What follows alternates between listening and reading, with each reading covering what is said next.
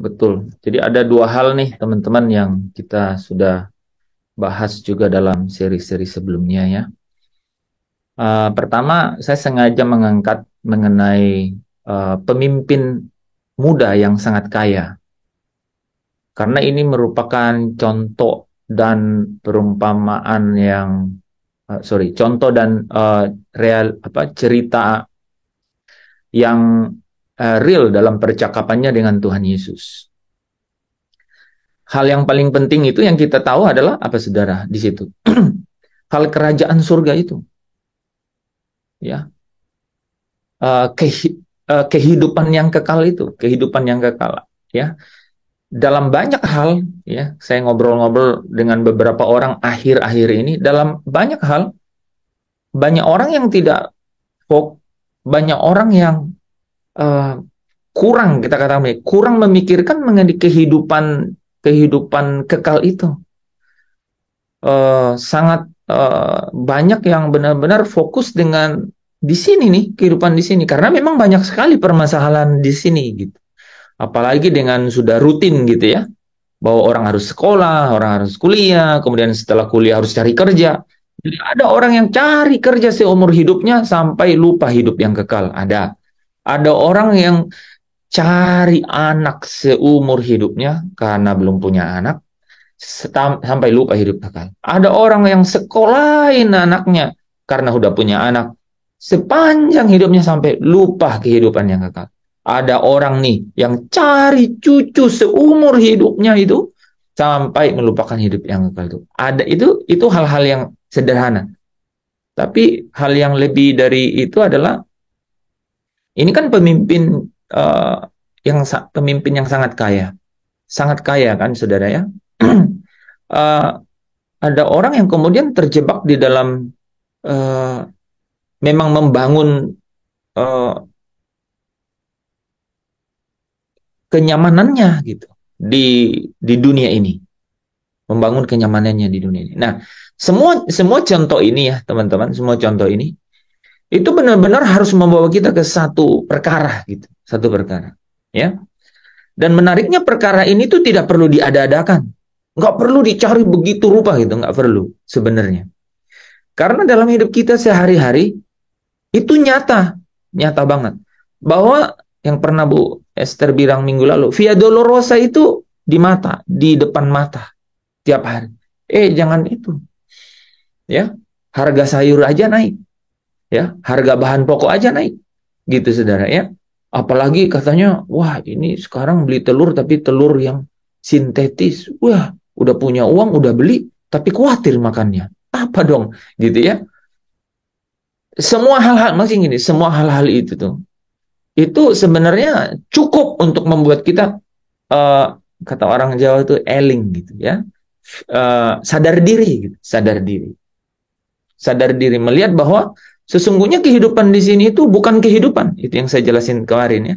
Jadi waktu Yesus bilang kepada pemuda yang pemimpin yang muda ini ya, yang sangat kaya, dia bilang gini, tetapi jika engkau ingin masuk ke dalam hidup, saudara, jawaban Yesus pertama itu. Jika engkau ingin masuk ke dalam hidup, jadi hidup yang dia punya bukan hidup menurut Yesus gitu.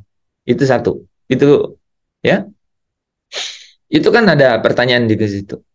Menurut saudara apa artinya itu? Nah itu. Kan kita pun melihat, loh kok maksudnya apa? Kalau engkau ingin masuk ke dalam hidup, nggak ada kekalnya loh, nggak ada kekalnya. Hidup. Dalam bahasa aslinya itu zoe. Gitu. Artinya yang sekarang tuh bukan hidup. Nah ini teman-teman ya. Kalau kami yang sudah agak senior begini tidak terlalu sulit menangkapnya, ya. Ada juga sih yang masih sulit karena sedang nyaman. Nah, bagi kami ini yang sudah senior dan sedang tidak nyaman hidupnya, ya ini lebih mudah menangkapnya. Katakanlah pintu kiri kanan agak tertutup, mungkin cuman ke atas saja yang terbuka. Nah, lebih mudah sih menangkapnya itu. Jadi Yesus bilang, kamu nggak punya hidup sekarang. Karena hidup yang kau miliki sekarang itu berakhir. Selama-lamanya, sebesar-besarnya kenyamananmu berakhir. Yesus bilang, tetapi jika engkau ingin masuk ke dalam hidup. Jadi di sini menurut saya penting sekali. Ini percakapan antara orang yang secara lahiriah itu tidak ada kurangnya. Pemimpin punya kekuasaan, punya pengaruh. Masih muda, punya potensi, sangat kaya, fasilitas, nggak perlu. Yang terakhir dia rendah hati. Dia berlari, datang kepada Yesus bertelut di hadapannya. Saudara, bukan punya perjanjian khusus dengan seperti Nikodemus malam datang, enggak.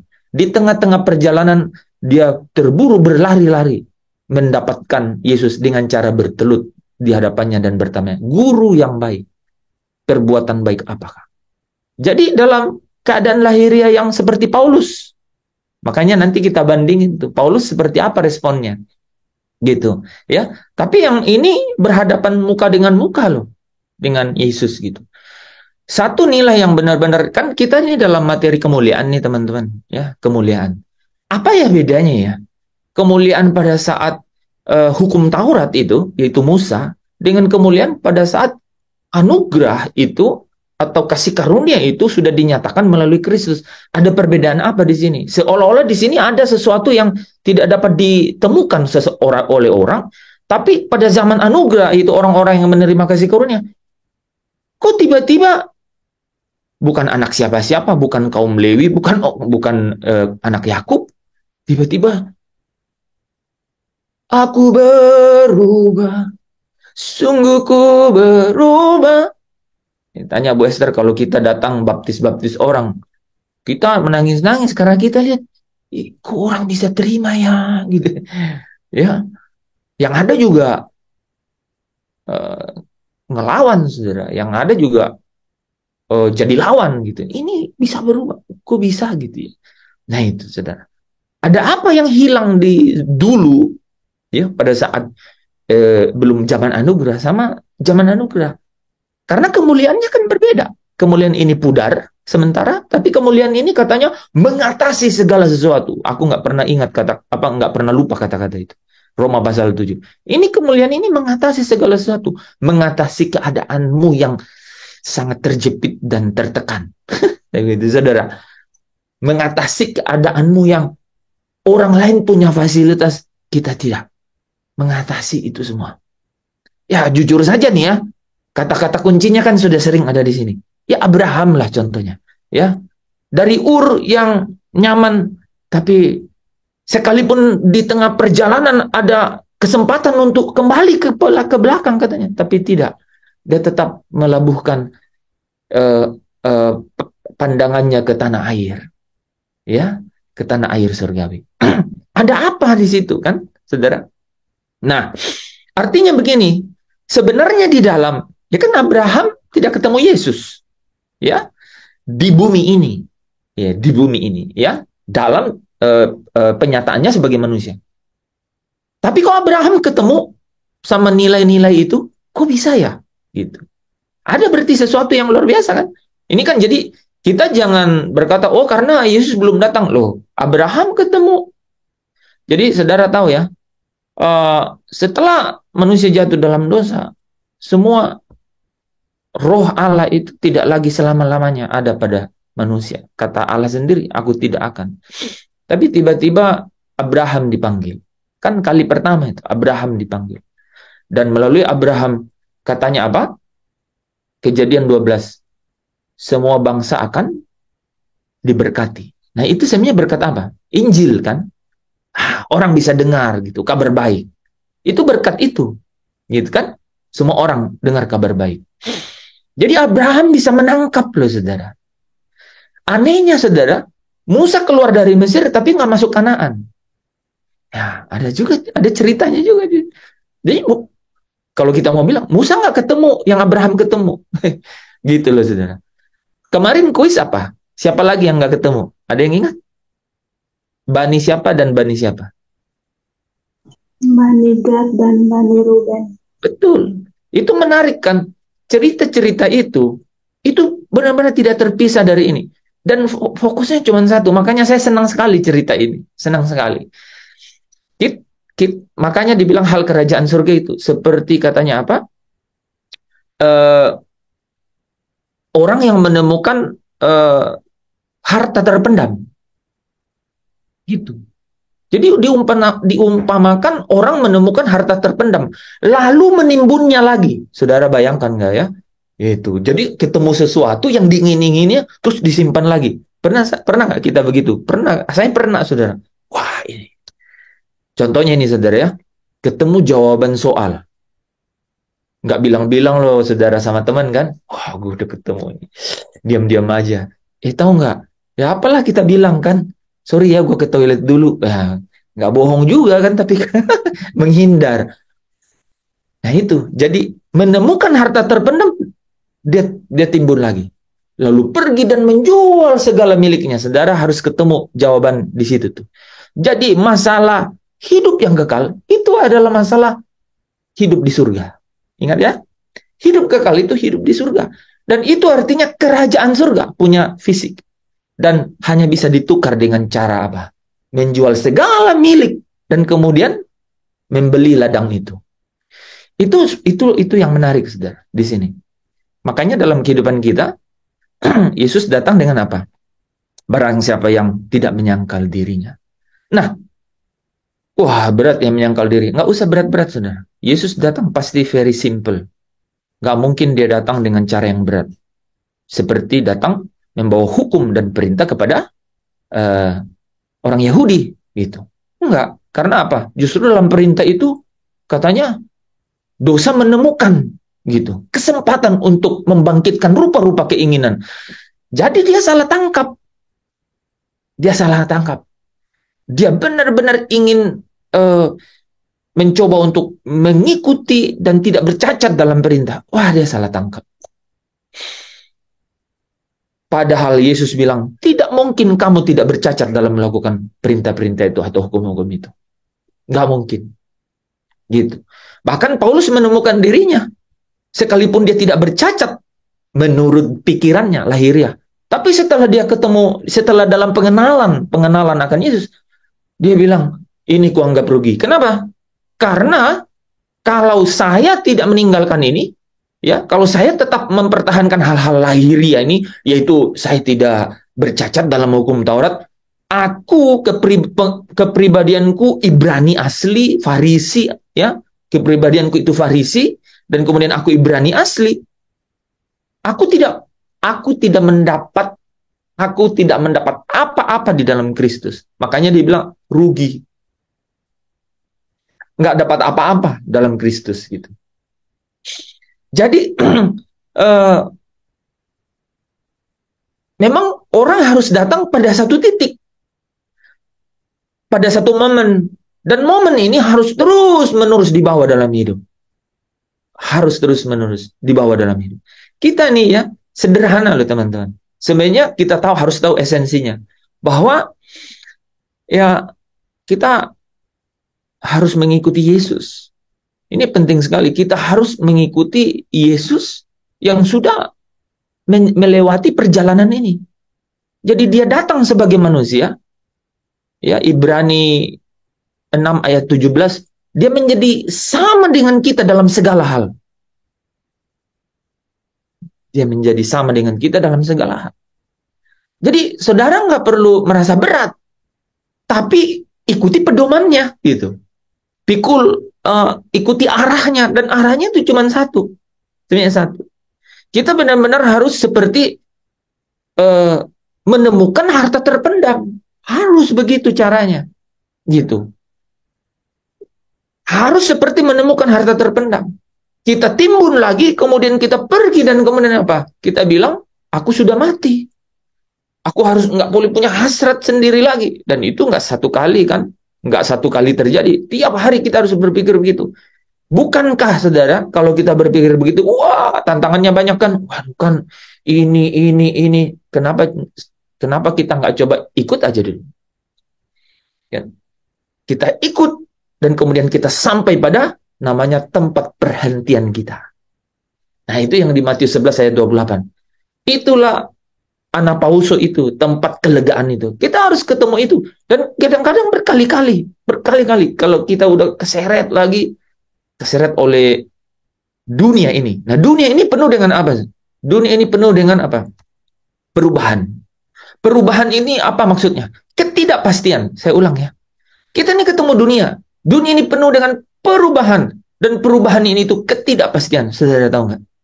Apa yang membuat saudara khawatir? Tidak pasti. Kalau saudara tahu besok pasti ada transferan masuk sekian. Dan itu cukup untuk hidup 15 tahun. Pasti saudara tidak khawatir. Yesus yang buat perumpamaan itu. Mamon dan dia gitu. Lu percaya Tuhan atau percaya Mamon? Semua hal mengenai yang dunia. Dan dunia tahu persis. Gitu ya. Bahwa uang. Karena uang bisa beli, mungkin nanti jadi berubah. Kan dulu nggak ada uang waktu zaman Abraham. Ya. Nah mungkin nanti ya kan udah muncul tuh cryptocurrency. Bukan uang lagi kan. Gitu. Bitcoin gitu. Mungkin apa saja yang seolah-olah bisa membuat hidup pasti gitu. Seolah itu kan. Nah, jadi kita dibuat tidak tenang gitu. Kita tidak dibuat tidak tenang dan kita terus mencari supaya kita tenang. Waktu kita mencarinya di dunia yang memang dunia itu adalah tidak pasti, bagaimana mungkin ketemu? Saya ulang ya saudara ya. Dunia selalu berubah, dan itu artinya ketidakpastian. Bagaimana mungkin kita mencarinya di dunia supaya kita ini ingin tenang. Sementara yang membuat kita tidak tenang adalah ketidakpastian. Dan kita mencarinya di sesuatu yang tidak pasti. Pasti nggak pernah ketemu. Letih lesu, berbeban berat. Makanya Yesus bilang, datanglah kepadaku. Hanya di dalam dia kita bisa apa? Menemukan tempat perhentian. Dan itu memang kuncinya ada di situ. Nah, ya. Jadi pemimpin yang muda yang sangat kaya ini mencoba untuk berargumentasi dengan Yesus. Profilnya bagus. Yesus pun ya di Injil Markus bilang gini. Yesus menaruh belas kasihan kepada dia. Gitu. Jadi sebenarnya, wah ini dia sungguh-sungguh mencari. Tapi satu yang dia tidak bisa ketemu, yaitu dia tidak tahu bahwa hidup kekal yang dia bilang, Guru, perbuatan baik, apakah yang harus kuperbuat untuk menerima hidup yang kekal? Dia nggak tahu bahwa hidup kekal itu adalah mengenai surga. Adalah mengenai kerajaan surga. Dan kalau mau bicara kerajaan surga, ini bicara mengenai menjual segala milik, melepaskan segala sesuatu yang ada. Itu artinya benar-benar aku bukan aku lagi gitu. Aku harus mengosongkan diri. Saudara coba deh, ya. Sampai saya dan saudara itu rela untuk bilang, udah, aku angkat tangan. Tuhan, kau yang mengambil alih kendali hidup. Itu nggak pernah tenang loh, saudara. Nggak pernah. Ya, nah, justru sebaliknya nih, kalau kita berani untuk mulai di situ, maka Yesus bilang ke dia kan, akhirnya kan, Yesus bilang ke dia, juallah segala milikmu dan bagikanlah kepada orang miskin, supaya engkau memiliki harta di surga. Jadi sebenarnya harta di surga ini seperti di ayat sebelumnya, di mana hartamu berada, di situ hatimu berada. Ya, di mana hartamu berada, di situ hatimu berada. Supaya kau punya harta di surga, supaya hatimu itu di surga, supaya seperti Abraham, gitu. Yang sekalipun dari semua kenyamanan dan semua kemapanan di Ur, Kasdim, itu dia tetap. Sekalipun ada kesempatan untuk kembali ke situ, ya dicatat dalam kitab Ibrani, Abraham tetap ingin pulang. Selalu ingin pulang. Gitu. Ya. Itu filosofi yang luar biasa loh. Dan Bapak Ibu tahu nggak? Bapak Ibu tahu nggak? Melakukan perintah pasti bercacat. Gitu. Mengandalkan untuk taat pada perintah pasti bercacat. Gitu. Tapi 1 Yohanes 3 ayat 3 katakan, barang siapa yang menaruh pengharapannya kepada hal yang demikian, dia sedang menyucikan diri. seperti Dia yang adalah suci. Jadi menarik, ada sesuatu yang luar biasa di situ. Jadi saudara bisa bayangkan, pemimpin yang kaya dan masih muda ini, saudara, lagi rendah hati, saudara, ya, dia mencoba untuk menemukan apa yang dia mau dengan cara melakukan semua hal-hal yang lahiriah, menyebut aja begitu ya, hal-hal yang lahiriah, tata cara agamawi gitu ya, hakikat-hakikat secara liturgis gitu. Dan dia orang Yahudi, dia yang taat kepada Taurat, persis dengan Yesus ngomong kepada ahli Taurat. Dia bilang, celakalah kamu, hai orang munafik, kamu bayar persepuluhan dari selasi. Hal-hal yang kecil mengenai hukum, ya, mengenai hukum itu kamu kerjakan, tapi katanya hatimu yang harusnya disentuh oleh hukum itu, ya, hatimu yang harus disentuh oleh hukum itu, di mana kamu harus melakukannya untuk sesamamu, itu kamu nggak lakukan. Makanya di dalam jawabannya Yesus kepada pemimpin yang kaya dan yang masih muda ini, dia nggak ngomong mengenai loh batu yang pertama, jangan ada padamu Allah lain, jangan membuat bagimu patung. Bukan di situ fokusnya, karena dia tahu bahwa mereka ini sangat fasih dalam melakukan hakikat agamawi mengenai taat kepada apa? Hukum-hukum Tuhan di atas segala-galanya. Tapi dia lupa mengenai hukum di loh batu yang kedua, mengenai kasihilah sesamamu.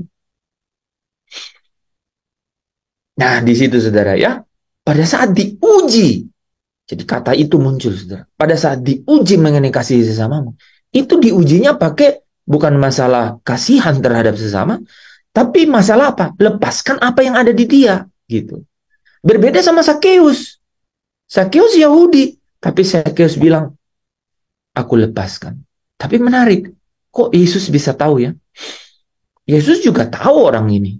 Mirip sebenarnya sama Sakeus, ya, benar-benar ingin rindu. Tapi Sakeus mulai malam itu dia bilang, aku akan kembalikan, gitu, ya. Nah, saudara yang dikasihi Tuhan, di sini hal yang pertama tidak boleh lewat dari kita. Ini bicara mengenai kalau mau menemukan kemuliaan yang mengatasi segala sesuatu itu, harus tahu mengenai menemukan hidup yang kekal. Hidup yang kekal itu bicara mengenai hidup di surga. Dan itu bicara mengenai kerajaan surga. Dan itu bicara mengenai seperti menemukan harta terpendam, ditimbun, dan kemudian pergi menjual segala miliknya, membeli ladang itu. Itu artinya apa, saudara? Memang harus segala sesuatu dalam hidup kita ini, kita harus matikan. Harus selesai, gitu. Harus berhenti, gitu. Dan kemudian harus menemukan bahwa hanya memang di dalam Tuhan, ya, hanya memang di dalam Yesus, gitu, saudara. Jadi segala sesuatu yang kita kerjakan mulai hari ini itu bicara mengenai gairah surgawi, ya. Jadi itu mengenai gairah surgawi. Artinya apapun yang kita kerjakan itu tidak lebih besar dari aku mau pulang ke surga, gitu. Nah, saudara, di bagian pertama ini sekali lagi saya ulangi ya, bahwa Yesus bilang kalau engkau ingin masuk ke dalam hidup, artinya hidup yang kita secara lahiriah punya ini bukan hidup menurut dia.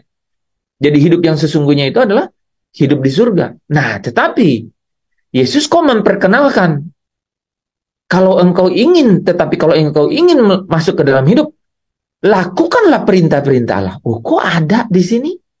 Rupanya Yesus memperkenalkan bahwa secara batiniah di dalam hatimu, Kau bisa mulai sekarang. Memang secara lahiriah tubuhmu nggak bisa apa-apa. Makanya Paulus juga bilang, wah, yang baik yang ingin kulakukan, ya, yang ku kehendaki, tapi yang jahat yang ku perbuat. Karena apa? Memang daging itu dia tidak takluk pada hukum. Tetapi apa? Hidup yang di surga, hidup yang kekal, yaitu hidup yang di surga, itu bisa mulai dengan cara apa? Hidup batiniah. Itu yang Yesus mau bilang. Dan caranya apa? Bukan kamu. Nah, ini yang menarik. Bukan lagi bicara mengenai aku percaya kepada Tuhan. Aku harus melakukan hukum-hukum yang kemudian membuat aku berkenan secara hakikat agamawi di hadapan Tuhan, yaitu mengakui dia sebagai Tuhan. Enggak, karena itu pasti sudah selesai. Tapi Yesus bilang begini, kalau saudara lihat pernyataan itu, dia bilang, yang paling terakhir, kasihilah sesama manusia seperti dirimu sendiri. Jadi, dia mau kunci bahwa apa? Ini bicara mengenai apa yang ada di dalam hatimu, bukan apa yang lahiriah yang kau bisa pikirkan. Gitu. Ini bicara mengenai bagaimana kau mengukur di dalam hati mengenai apa, saudara? Mengenai hubunganmu dengan Tuhan itu nggak mungkin terjadi kalau hubunganmu dengan manusia ini tidak nyata gitu. Nggak mungkin terjadi. Makanya Yesus bilang di Matius 25, kalau engkau mengasihi salah satu dari saudaraku yang paling hina ini, engkau mengasihi aku. Jadi ada yang menarik loh saudara. Hidup yang kekal. Hidup yang kekal. Artinya hidup di surga itu hanya bisa dimiliki kalau mulai dengan hidup di dalam batinia. Sejak di sini. Orang yang tidak memiliki hidup di dalam batiniahnya sejak di sini, itu nggak mungkin bisa memiliki hidup di surga atau hidup yang kekal itu. Dan yang dimaksud Yesus dengan hidup batinnya itu bukan hanya iman kepada Allah atau kepada Yesus, tapi perbuatan yang nyata ini. Jadi iman tanpa perbuatan mati benar itu. Saudara bisa ini ya, tangkap ya. Jadi hidup yang kekal atau hidup di kerajaan surga itu adalah hidup yang dimulai ya memang dengan iman. Tapi kalau tanpa perbuatan itu mati. Kalau tanpa mengasihi sesama manusia, kalau kau memberi persembahan kepada gereja, ini kita bahas kemarin. Tapi kau ya mengabaikan ya sesamamu manusia, nol, nggak ada artinya apa. Itu loh, itu saudara bisa ya. Jadi Yesus datang saudara bukan untuk membatalkan hukum Taurat, bukan.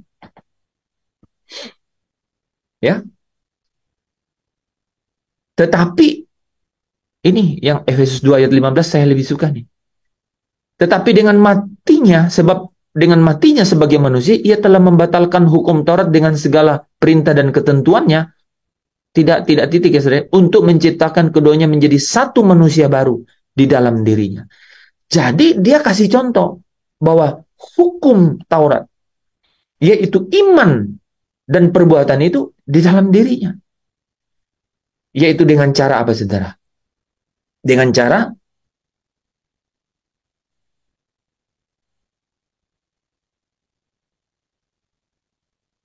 masuk ke dalam jalan deritanya. Jadi nggak ada kata-kata lain, saudara. Ya, ya. Jadi dengan cara apa? Dengan cara apa dia menyatukan dalam dirinya, saudara? Ya, dengan cara apa dia menyatukan dalam dirinya? Kita udah pernah belajar ini. Dia mulai dengan apa? Dia taat. Ya, dia taat. Kemudian apa? Dia masuk dalam apa yang harus dideritanya, kan? Kemudian dia menjadi sempurna, kan? Ya, saudara ya. Ini 3 hal kan. Nah, inilah jejaknya dia. Nah, ini jejak ini yang supaya kita dapat memperoleh kemuliaan ya, atau turut dalam kemuliaan yang akan dinyatakan kelak, gitu ya. Maka kita harus masuk dalam 3 perjalanan ini. Taat, ya, masuk dalam derita, dan kemudian harus jadi sempurna. Perjalanan itu adalah perjalanan anak-anak Allah. Perjalanan anak-anak Allah disebut perjalanan kemuliaan. Jadi kalau kita bicara hidup yang kekal, itu harus dimulai dengan hidup batinia sejak sekarang ini. Kalau bicara hidup yang kekal itu maksudnya hidup dalam kerajaan surga. Kalau mau mulai dengan hidup batinia sejak sekarang ini, harus dimulai dengan titik nol. Artinya apa? Melepaskan segala sesuatu. Nggak boleh ada tuan dalam hidup kita kecuali Tuhan. Nggak boleh. Contoh nih saudara ya. Saudara udah bekerja keras. Bisa kita buktikan gitu. Bahwa enggak, saya tetap cari Tuhan. Ya. Saya tetap komitmen dengan Tuhan, gitu ya. Saya selalu sampaikan ya, saudara, bahwa kalau kita sudah selesai dengan itu, maka harus ada agenda yang benar-benar di dalam hidup kita ini yang menjadi agenda yang utama, ya, menjadi agenda yang utama. Semua kegiatan yang lainnya itu mengikuti, karena ya. Karena hidup di sini kan sementara nih, ya. Jadi selalu pikirkan bahwa nanti ada hidup yang sesungguhnya. Nah, hidup yang sesungguhnya nanti itu dimulai dari hidup batinnya. Sampai satu hari nanti yang lahiria atau apa? Tubuh yang fana ini selesai. Gitu ya. Nah, saudara, itulah cara menemukan kemuliaan yang mengatasi segala sesuatu itu, ya. Jadi contoh pemuda yang pemimpin yang muda yang sangat kaya ini merupakan referensi yang cukup menarik loh, saudara ya, buat kita ya. Nah, kita simpulkan ya, dalam percakapan dengan pemimpin muda yang sangat kaya, Yesus hanya menyebutkan perintah dalam loh batu yang kedua, yaitu apa? Mengenai kasihilah sesamamu manusia itu tadi ya. Hal ini tidaklah berarti bahwa loh batu yang pertama yang bicara mengenai kasih kepada Allah itu seakan-akan kurang penting. Enggak, tapi karena Yesus tahu bahwa ahli Taurat ini benar-benar telah mengabaikan perintah-perintah itu. Dari beberapa ayat ini dia katakan gini, celakalah kamu hai ahli-ahli Taurat dan orang Farisi, hai kamu orang-orang munafik, sebab persepuluhan dari selasi, adas manis dan jintan, itu artinya sangat kecil. Kamu bayar, tetapi hal terpenting dalam hukum Taurat kamu abaikan. Apa itu? Keadilan dan belas kasihan dan kesetiaan. Itu mengenai kasih terhadap sesama manusia, ya. Jadi dia bilang apa? Yang satu harus dilakukan dan yang lain jangan diabaikan. Ini bicara mengenai apa? Iman harus dengan perbuatan. Iman harus dengan perbuatan. Yang satu harus dilakukan, yang lain jangan diabaikan, ya. Saudara masih ingat saya pernah cerita mengenai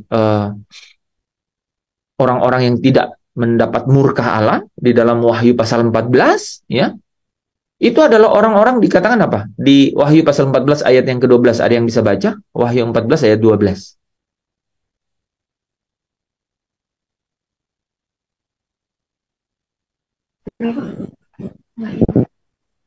Wahyu 14 ayat yang ke-12. Yang penting di sini ialah ketekunan orang-orang kudus yang menuruti perintah Allah dan iman kepada Yesus. Amin. Amin. Saudara, kita kan sering ngomong nih, penyembahan. Betul nggak? Hati-hati loh, saudara. Perbuatan ibadah apa saja,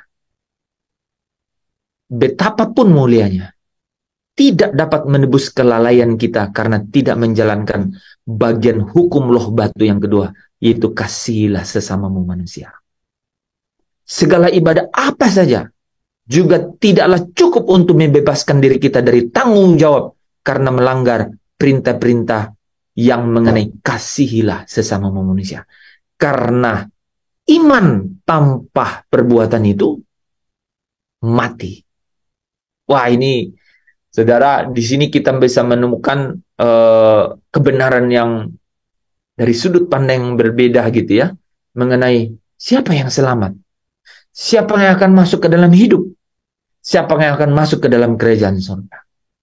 Ya, jadi kita sekarang mendapat sesuatu yang ini saudara, ya, saudara baca ayat mana tadi ya? Yang satu harus dilakukan dan yang lain jangan diabaikan. Ya, nah, Bapak Ibu saudara yang dikasihi Tuhan, pemimpin ini menganggap dirinya tidak berdosa. Ah, ini masalah dia nih. Menganggap dirinya sudah melakukan semua perintah-perintah tersebut, yaitu kasihilah sesamamu. Dan merasa sama sekali tidak mengabaikan perintah-perintah dalam kaitannya dengan mengasihi sesama manusia. Dia berkata, semuanya itu telah kuturuti sejak masa mudaku. Dan ia seolah tidak pernah melanggar dalam hal apapun.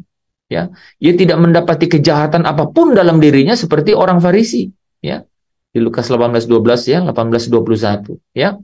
Nah, saudara, seandainya ini kita melihat seperti kejadian Paulus, kemudian ada Abraham, seandainya ia mengetahui makna rohania dari perintah Allah. Nah, saudara lihat ya, Roma 7 ayat 14 berkata, sebab kita tahu bahwa hukum Taurat itu adalah rohani. Hukum Taurat itu mengenai batinnya, bukan lahiriah. Sebenarnya. Gitu, ya. Karena apa? Kalau kita mengukur dari lahiriah, bercacat. Ya.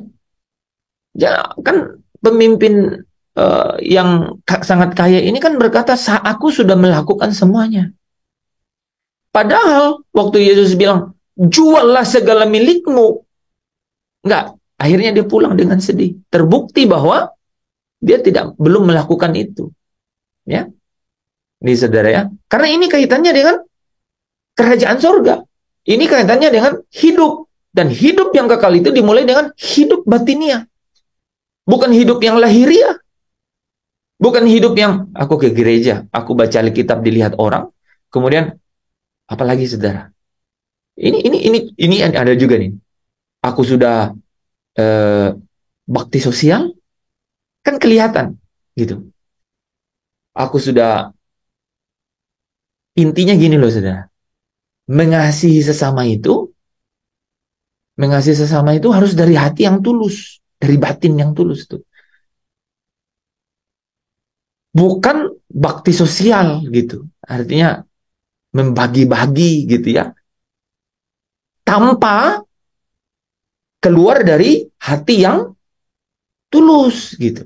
Nah, itu yang dia mau bilang loh, ya. Itu yang dia mau katakan, ya. Karena orang kaya ini pemimpin yang kaya ini itu bahkan Yesus mengiyakan bahwa dia sudah melakukan. Yesus tidak menyanggah gitu. Ya. Sorry. Yesus nggak bilang bahwa kau sudah melakukan ya. Yesus tidak menyanggah.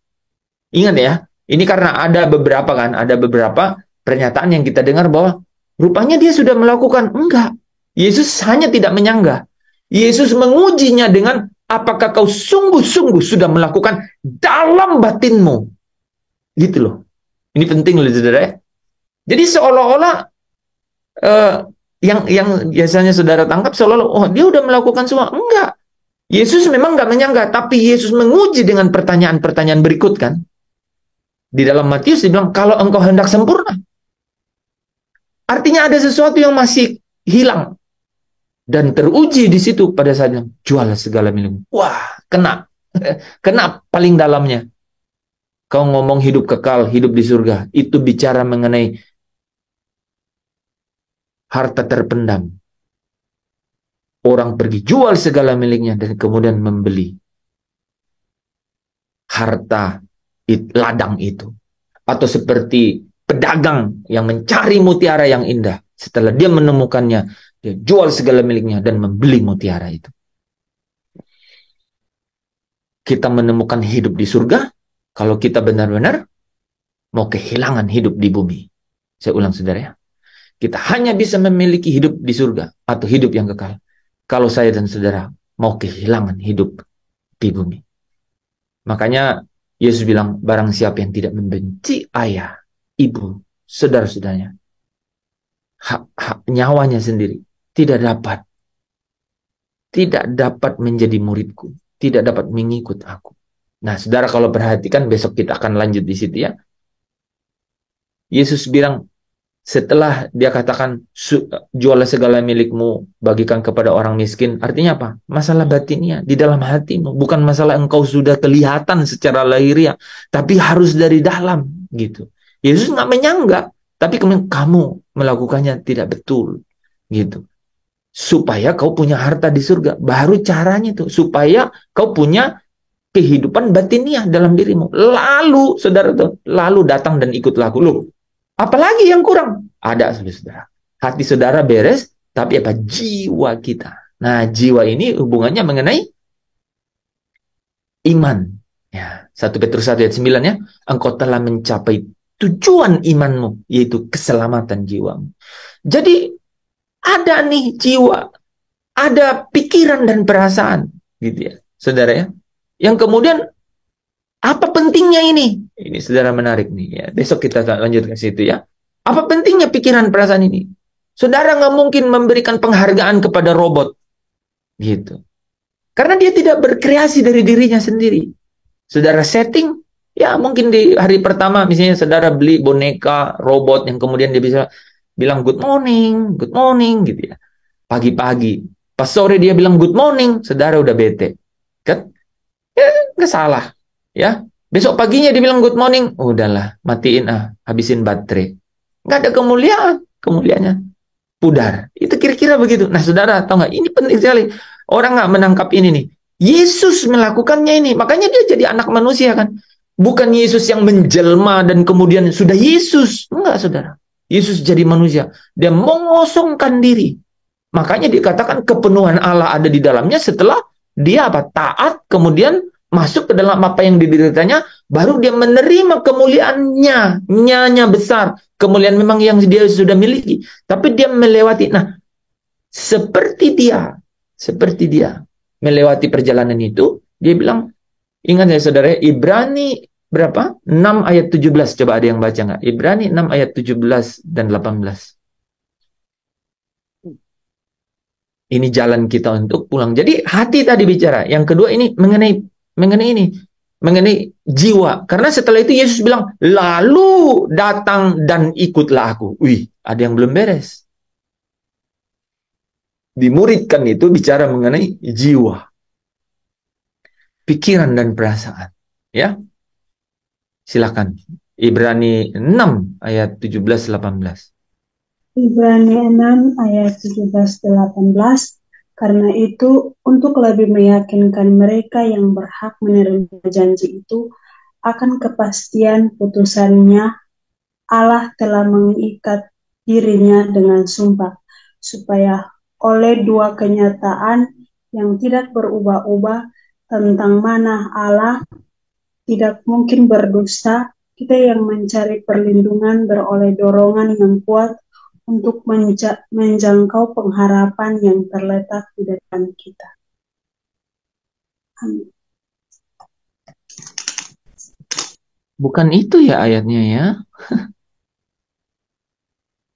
Ibrani.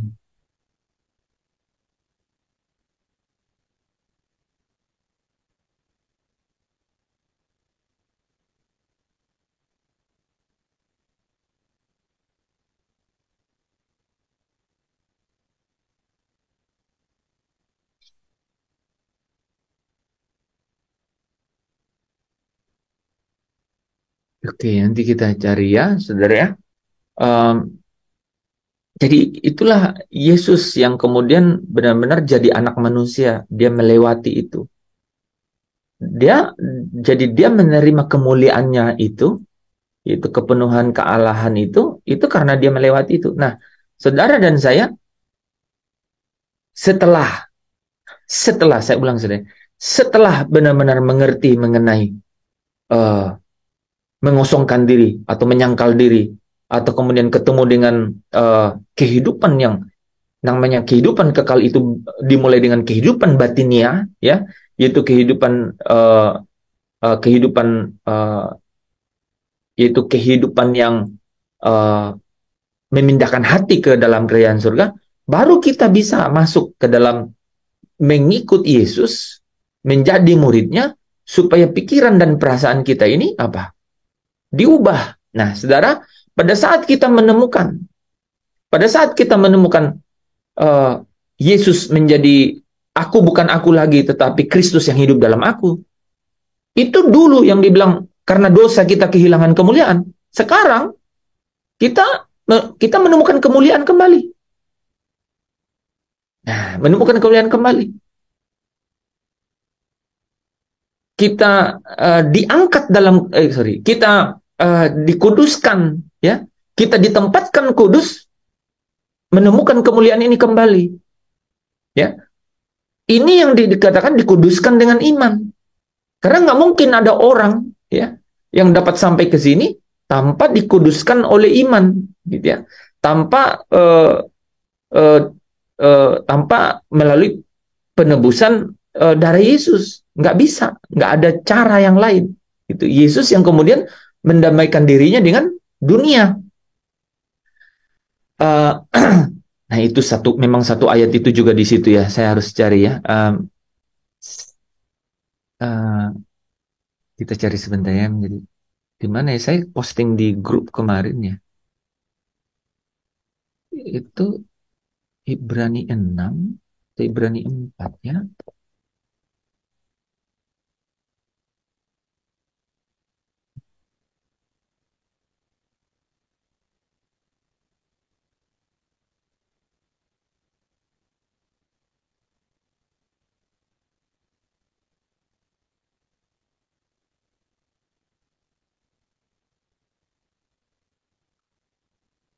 Ibrani 2, sorry.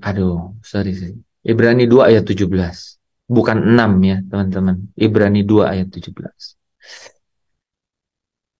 Dan di situ juga bicara mengenai dosa segala bangsa. Jadi dua message langsung dapat di situ ya.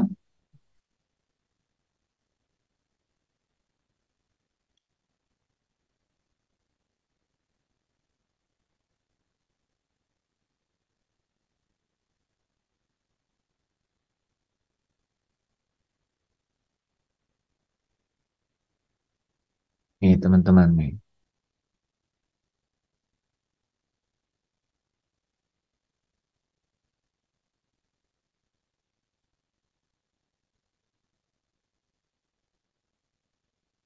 Dalam segala hal ia harus disamakan dengan saudara-saudaranya. Ya. Supaya ia menjadi perantara. Dialah yang membawa kita masuk ke dalam tahta kasih karunia-Nya Allah. Gitu, ya. Jadi dalam segala hal dia mengosongkan diri dan menjadi manusia. Gitu. Taat sampai mati. Supaya apa? Dialah yang menjadi perantara gitu. Untuk masuk ke dalam tahta kasih karunia itu, ya. Oke. Dan ini nih, ya. Untuk mendamaikan dosa seluruh bangsa, gitu, ya. Sebab oleh karena ia sendiri telah menderita, nih saudara ya, ia sendiri telah menderita karena pencobaan, maka ia dapat menolong mereka yang dicobai. Ini loh. Jadi tadi saya bilang ya, robot, saudara nggak bisa hargai. Artinya apa? Nggak kemuliaan. Makanya kita bilang yang mulia Bapak Kepala Sekolah. Karena apa? Dia kepala sekolah. Itu dia perlu prestasi untuk jadi kepala sekolah. Jadi bukan robot. Jadi dalam keadaan kita sebagai manusia, kita punya kehendak bebas. Kita bisa memilih yang membawa kita ke kehinaan, kita bisa memilih sesuatu yang membawa kita kepada kemuliaan. Ada peluang. Orang yang dibilang mulia, itu nggak mungkin yang memilih sesuatu yang membawa dia ke kehinaan. Kan gitu. Jadi ada kesempatan, ada peluang, dikasih di depannya, pilihlah. Pilih mau ikut keinginan daging atau menuruti keinginan roh. Di situ kemuliaan itu muncul. Seberapa besar kemuliaan itu? Menurut 2 Korintus 3 ayat 17, ayat 18, seberapa kita diubah. Jadi perubahan hidup atau perjalanan kita sebagai murid, itu hasilnya adalah kemuliaan. Makanya orang sering bilang mahkota kemuliaan. Gitu. Semakin diubah, sesuai dengan gambarnya, itu gambar dan rupa Allah, itu semakin mulia gitu. Nah, itu kemuliaannya. Saudara, kita nggak bisa klaim kemuliaan yang apa? Yang hanya diberikan nih, ya, sebagai apa? Sebagai permulaan kemuliaan yang Yesus berikan karena Dia sendiri yang menebus dosa, dikatakan di sini kan di sini. Dia sendiri yang mendamaikan dosa seluruh bangsa. Kan? Nggak bisa hanya dengan itu. Itu artinya apa? Ini menarik tuh. Ini kalau saudara bisa tangkap tuh. Orang yang hanya memperoleh, ya, percaya kepada Yesus dan kemudian memperoleh dasar kemuliaan, menerima kembali kemuliaan, ya, yang hilang, menerima kemuliaan, ya, hanya menerima itu, nggak mungkin dapat dipermuliakan bersama dengan Kristus. Kenapa? Karena kemuliaan yang Kristus peroleh itu adalah kemuliaan yang setelah Dia masuk ke dalam deritanya. Nah, ya kan? Nah, orang yang kemudian mulai dari sini, dari dasar kemuliaan yang dia terima, ya, karena dia ditempatkan kudus, ya, karena dosanya sudah ditanggung di atas kayu salib, dia telah ditebus dan sudah lunas dibayar, itu kan kemuliaannya kembali, dasar kemuliaannya kembali. Dia memiliki kemudian kehendak, dia memiliki kemampuan untuk memilih kemuliaan dan bukan kehinaan, gitu. Tapi dia harus buktikan. Nah, seperti yang saya katakan kemarin, setiap orang yang percaya itu menerima hak, yaitu hak waris. Tapi dia harus membuktikan bahwa dia adalah pemilik hak waris melalui perubahan hidup, melalui perjalanannya sebagai murid. Dan itu artinya dia akan semakin diubah menjadi serupa dengan gambar Kristus. Itu artinya dia akan semakin besar dalam kemuliaan. Sampai ini saudara, sampai apa? Sampai, makanya Roma 8 ayat 17 itu seperti di awal A dan kemudian Z. Dia bilang ini, sekarang kita ini adalah anak-anak Allah, yaitu memiliki apa? Hak untuk menerima janji. Wah, tapi sayangnya dipotong dengan yang Z, ditutup dengan Z, yaitu jika kamu menderita. Waduh, kayaknya jangan baca itu deh, ya, yang awal aja. Betul nggak tuh, saudara? Coba, saya sendiri kalau baca itu, aduh, sayangnya yang bawah ada ya. Itu jika kamu menderita bersama dengan Dia, kamu dimuliakan bersama dengan Dia. Itu ayat itu kayak A dan Z, di tengah-tengahnya itu ada B, C, D, harus di. Itulah jejak-jejak Kristus. Persis, makanya saya gini, saudara tidak sendiri. Dia udah jadi sulung. Dia udah melewatinya. Dia jadi teladan. Ya, kita tinggal mengikuti jejaknya. Perjalanannya itu harus kita ikuti, ya. Makanya kemuliaan yang didapatkan kalau kita mengikuti kemuliaan yang ada dalam Kristus itu mengatasi segala sesuatu, saudara, ya. Nah, mungkin itu saja dulu, ya. Kita lanjutkan besok. Teman-teman bisa pelajari soal-soal kuis, kemudian bisa juga tanyakan besok. Mungkin tadi juga sudah beberapa diulas, ya. Hari Kamis, ya, kita coba review lagi dengan cara kuis. Oke, mari kita tutup dalam doa, ya. Bapak, kami mengucap syukur malam hari ini. Terbatas di dalam cara menyampaikan, tapi hamba percaya roh yang ada di dalam kami itu tidak terbatas. Dia akan menuntun kami di dalam cara unik kami masing-masing untuk membuka tabir yang tertutup dan pengertian kami yang dikekang oleh kehidupan lahiria kami. Kami percaya Roh Kudus akan membuka setiap rahasia-rahasia itu supaya sungguh-sungguh kami menemukan kelegaan itu.